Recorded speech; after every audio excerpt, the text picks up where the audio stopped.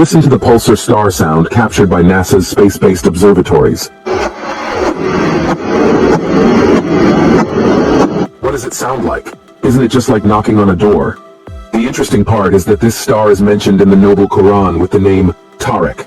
The word Tariq means someone who knocks on a door, hitting something hard to make noise. Allah said in the Quran, وَالسَّمَاءِ وَالطَّارِقِ وَمَا أَدْرَاكَ مَا الطَّارِقُ النَّجْمُ الثَّاقِبُ. NASA was able to hear the pulsar star using high-end technology of the 21st century.